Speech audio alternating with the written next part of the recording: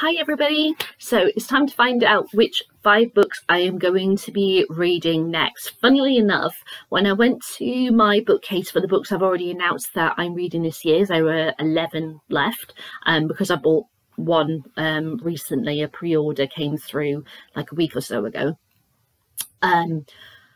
Usually I look at them and I pick ones that specifically call to me at that time, but it was quite funny. I looked at it and the 5 that were all together to the left of the shelf were the 5 I was like, yeah, I'd like to read all 5 of them. And they were sat in the order that I'm going to announce to you right now, the order I'm going to read them. So it just kind of felt like, oh, that was, you know, very interesting that my bookcase is just happened to be filled that way. So let's find out the 5 I'm going to be reading next. Now the first one, of course, if you saw my last video, you'll know what on earth I'm going to be talking about is, of course, Ken Follett's The Evening and the Morning, the prequel to The Pillars of the Earth. I love the Pillars of the Earth trilogy, which spans from medieval to Elizabethan time across 3 books. But this one is a prequel. This is Viking time. This is 997 CE to be exact, and follows those who founded the area or invaded and then established the area, should I say, that the Pillars of the Earth is set in. And I'm so excited.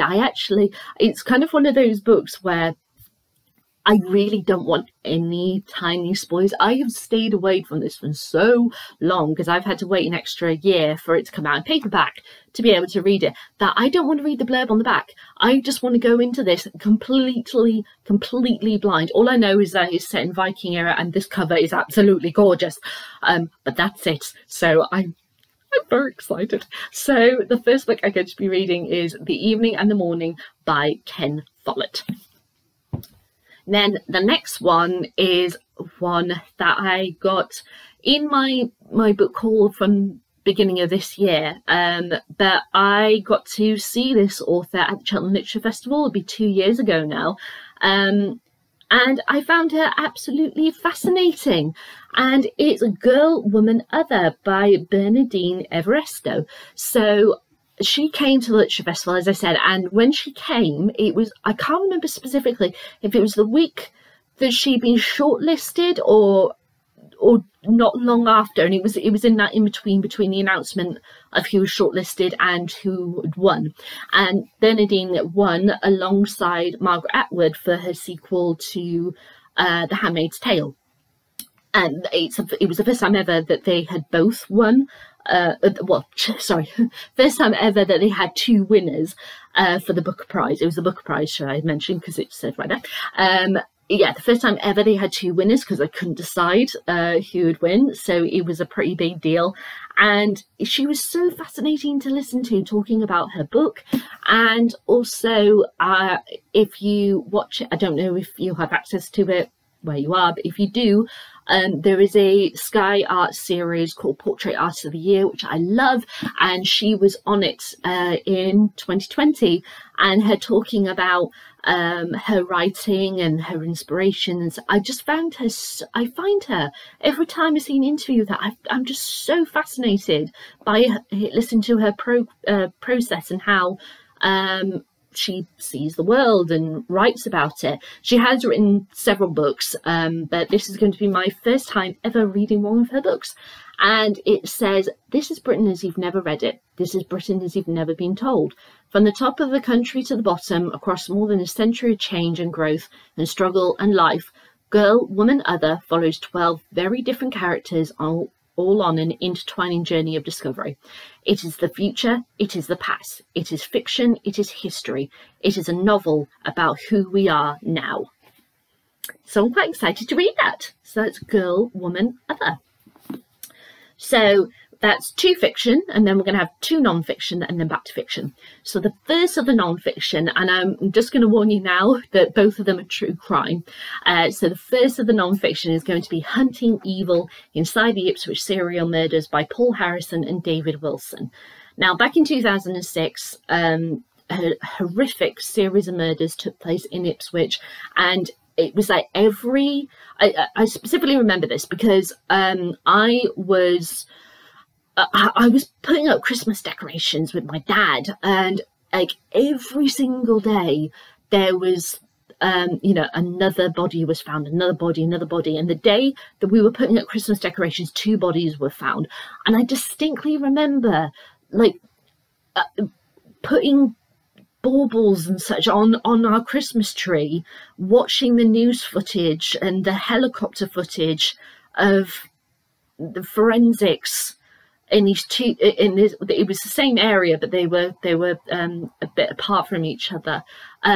And just watching this helicopter footage of forensic teams with these 2 tents, and it just that's the definitive image in my mind whenever I think of the Ipswich murders. But I've never read a book about the case, and David Wilson is like the #1 British expert to do with serial killers. So, and whenever you watch, if you watch true crime documentaries about serial killers or whatever, most likely David Wilson will appear in it, because he's fascinating to listen to talking about true crime. And so the fact that David Wilson has written this book along with Paul Harrison, who broke the story, I just feel like I am in safe hands reading this book. And so I'm very, very intrigued to read this. And at the time I was also buying in this book haul as well the books about the White House Farm murders, which I have reviewed earlier this year. So yeah, I just kind of was in this true crime mind when I bought those books, so I'm quite intrigued to read this and see the story from their perspective and how they tell it. So that is Hunting Evil. Then the next true crime was actually recommended to me by Amazon because I had put in my wish list the 2 books on the White House Farm and that Hunting Evil book, and that is Lady Killers: Deadly Women Throughout History by Tori Telfer. So I as I said, I just got recommended this and I kind of bought it a bit on a whim, but it's actually based on an online series and talking about female serial killers and who have gotten lost to history. Why have they gotten lost to history?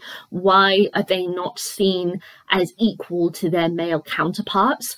And I just find that very, very interesting to think about. And that thing that women, especially in the past, are seen or glorified as being, very warm, motherly figures, people you can trust and such as that. And then to think about women throughout history who have killed and such, and the stereotype image versus the reality and the trust and such.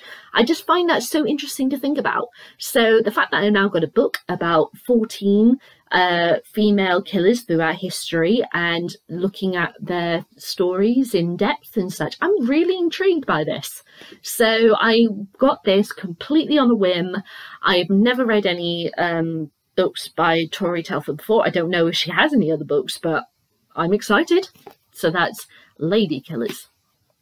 And then back to fiction, and I am going to be reading Daisy Jones and the Six by Taylor Jenkins Reid. Now, Taylor Jenkins Reid wrote one of my favourite books, which was The Seven Husbands of Evelyn Hugo, which I read, is it 2 years ago now? I think it's 2 years ago now. I adored that, absolutely adored it. So I was like, right, I need to read another one of her books, and I picked up this one. And after I had read Seven Husbands of Evelyn Hugo, my sister read it, I think it was a few months maybe after.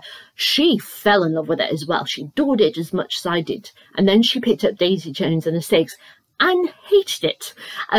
So I was like, oh gosh, okay, I really need to read this. I want to get my opinion on it. And so I have high hopes for it. But I am a little concerned if my sister hated it. But, each to their own. So, we'll just have to see. But Daisy Jones and the Six is about Daisy, who is in a band in the 1970s, and it's kind of a book which chronicles the rise and fall of the band. That's as far as I know, and I know that they're actually making a TV series of it.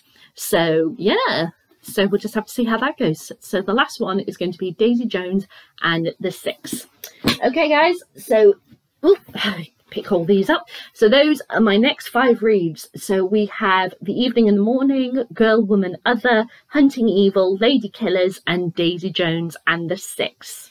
So we'll see what those are like.